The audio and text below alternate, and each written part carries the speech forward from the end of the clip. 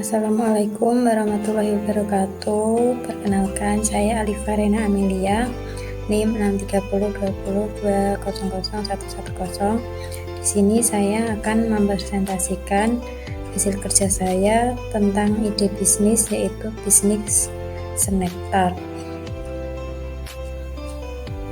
Langsung saja untuk yang slide pertama, yaitu profil usaha. Di sini profil usaha memuat nama produk, yaitu produknya snack tart. Yang kedua, bidang usaha kuliner. Kemudian alamatnya sendiri di Desa Kubedalem, Kecamatan Beringin, Kabupaten Semarang, dan pemiliknya yaitu saya sendiri. Kemudian latar belakang, yaitu snack tart itu sudah menjadi produk yang banyak diminati sekarang ini. Jadi snack tart itu biasanya digunakan sebagai kado atau hadiah ulang tahun ataupun sebagai pendamping kue tart saat ulang tahun. Dengan bentuknya yang unik serta menarik, snack tart ini banyak diminati dan mudah diterima di kalangan masyarakat.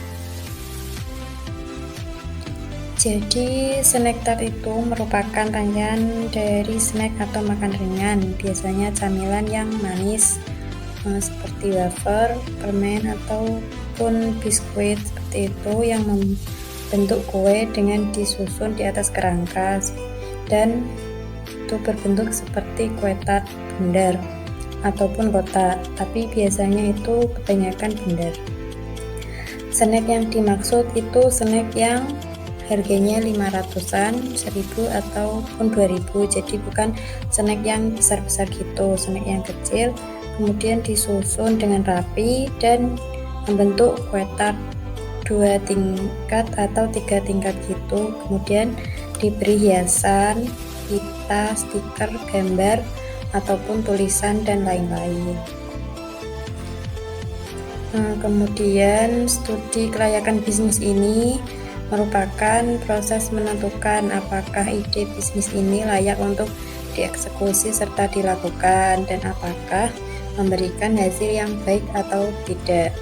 Kemudian tujuannya studi kelayakan bisnis ini untuk menguji bisnis dan merevisi serta mengurangi tingkat resiko. Jadi jika ada kesalahan-kesalahan yang fatal sebelum mulai bisnis, akan bisa direvisi melalui studi kelayakan ini.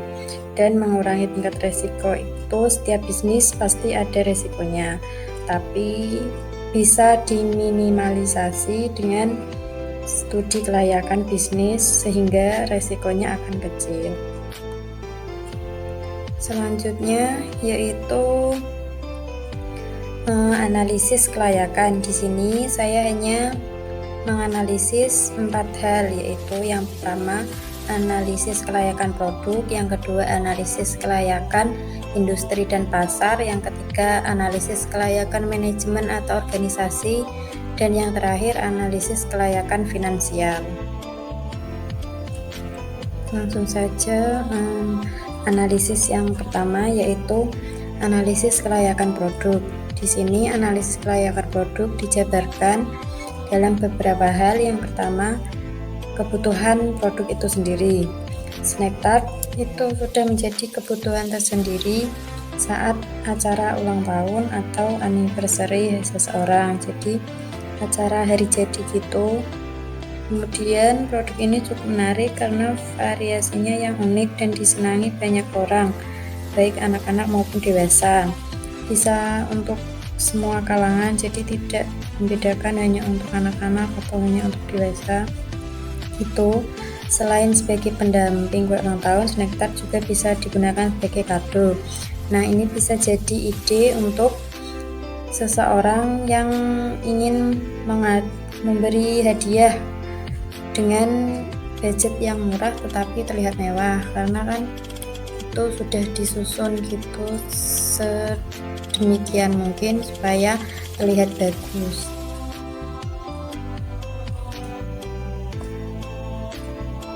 Analisis kelayakan produk yang kedua yaitu konsep produknya.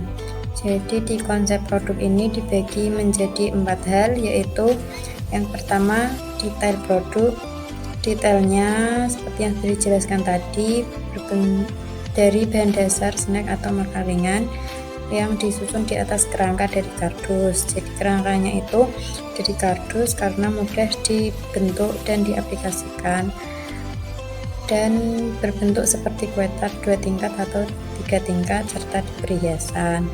Kemudian yang kedua, target pasar anak-anak sampai orang dewasa dan bisa perempuan atau laki-laki. Jadi intinya itu bisa untuk semua masyarakat.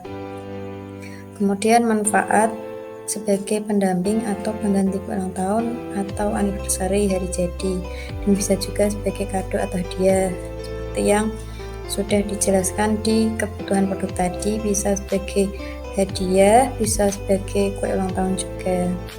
Kemudian perbedaan dengan produk pesaing, kita lebih variatif dan inovatif. Jadi kita membuat kue snack tart itu dengan kreativitas. Jadi kita membuat yang unik daripada produk-produk lain.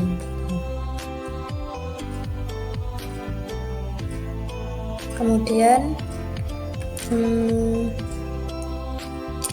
yang ketiga yaitu permintaan produk. Sudah banyak orang yang telah menggunakan snack tart ini saat acara ulang tahun ataupun acara lainnya dengan harga yang terjangkau dan bentuknya yang menarik, maka kreasi tart ini akan menarik minat konsumen dan mencukupi permintaan akan produk ini. Kemudian analisis yang selanjutnya, analisis kedua yaitu analisis kelayakan industri dan pasar. Di sini analisisnya dibagi menjadi 5 hal. Yang pertama, daya tarik industri.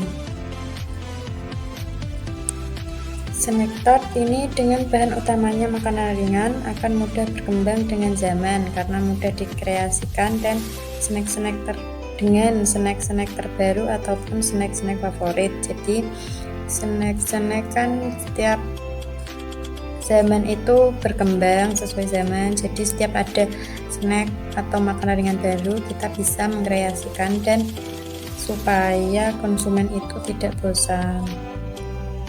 Seiring dengan perkembangannya, semakin lama snack tart diharapkan akan menjadi sesuatu yang wajib ada saat acara ulang tahun, anniversary atau hari jadi, dan lain sebagainya, sehingga diharapkan produk ini tidak akan punah oleh zaman. Kemudian yang kedua, daya tarik target pasar. Untuk target pasar seperti yang sudah dijelaskan tadi, yaitu semua kalangan masyarakat, mulai dari anak-anak sampai dengan orang dewasa ataupun orang tua. Jadi semuanya bisa mengkonsumsi ya, tanpa ada batasan-batasan. Kemudian yang ketiga, analisis SWOT. Yang pertama, strength atau kekuatan. Itu dengan kreativitas yang tinggi serta banyak inovasi dalam buatannya, produk ini akan menarik minat konsumen banyak. Selain itu, produk ini juga unik karena bisa memilih snack favorit. Jadi ini kan sesuai dengan keinginan konsumen. Jadi konsumen tidak perlu khawatir karena snack-snacknya itu bisa dipilih sendiri dan masih baru di kalangan konsumen. Kemudian yang kedua, weakness atau kelemahan. Kurang tahan lama dan tidak tahan air karena kerangkanya kan dari kardus. Kita memilih kardus karena mudah diaplikasikan dan dibentuk, tapi mungkin kurang tahan lama dan tidak bisa kena air.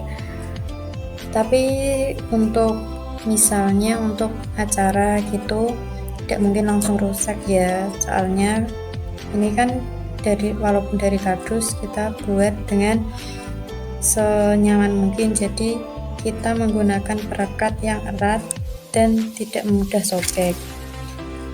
Kemudian yang ketiga, opportunity atau peluang.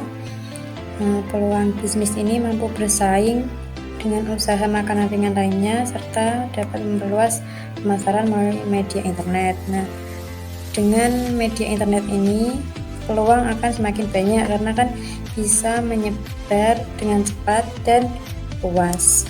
Kemudian yang terakhir, threat atau ancaman. Produk ini mudah dibuat dan ditiru sehingga memungkinkan adanya banyak pesaing baru. Tentu saja produk ini sangat mudah sekali untuk dibuat, jadi kemungkinan banyak yang meniru.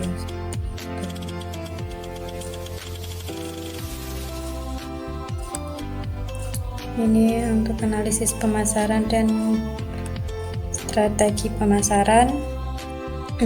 Analisis pemasaran yaitu snack tart ini membuka usaha di daerah pemukiman warga sehingga mudah diakses dan dikunjungi.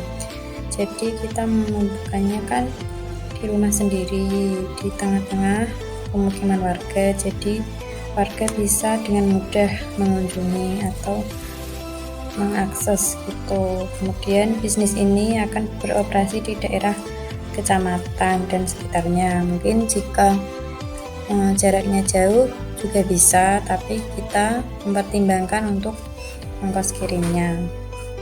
Kemudian kita bisa beroperasi melalui online shop yaitu WhatsApp, Instagram, dan Facebook supaya pemasarannya bisa menyebar dengan luas dan dengan cepat, banyak yang akses gitu.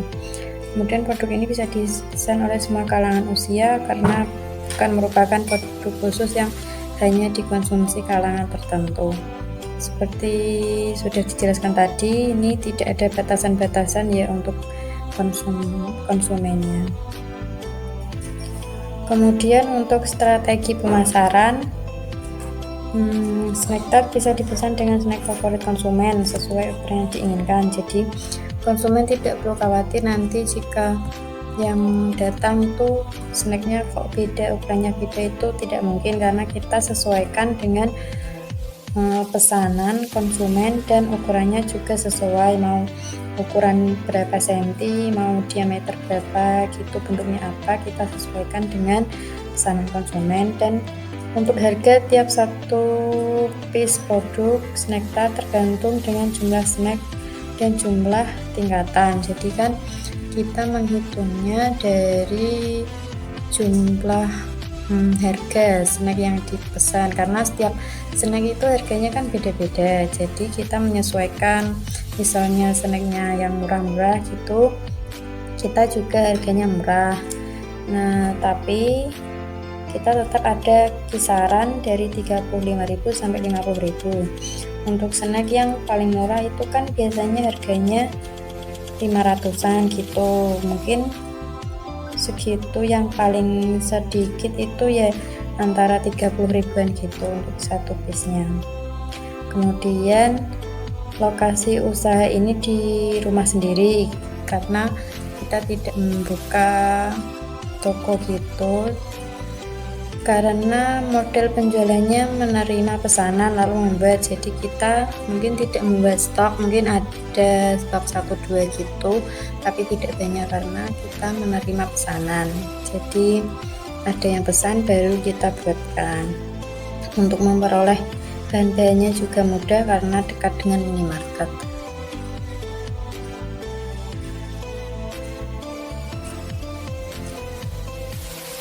Kemudian analisis yang ketiga yaitu analisis manajemen atau organisasi.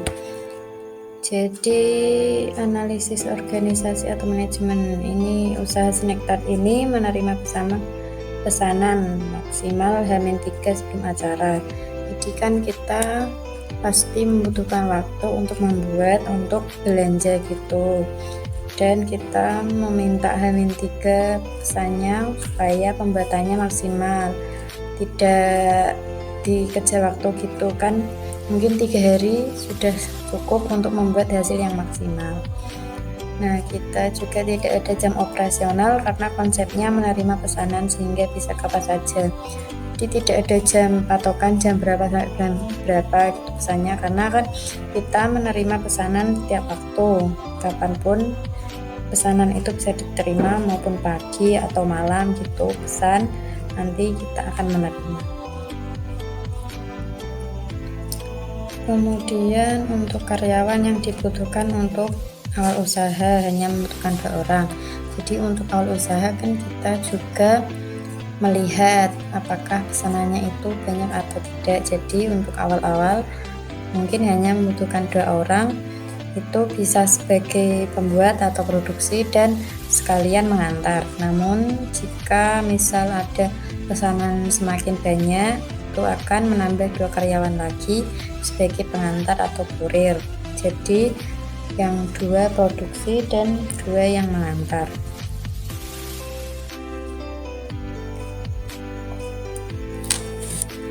Selanjutnya, analisis kemampuan atau keahlian yang dimiliki oleh karyawan, yaitu yang paling utama memiliki kreativitas yang tinggi, karena kita modelnya kan bersaing, jadi kita berusaha sekreatif mungkin dalam membuat suatu produk. Kemudian yang kedua, bisa bekerja sama dengan tim, disiplin, jujur, cekatan, dan teliti juga penting.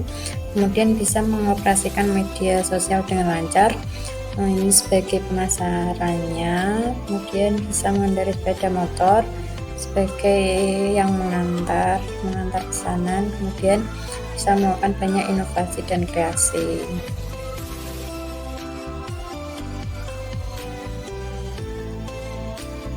Analisis yang terakhir, analisis kelayakan finansial.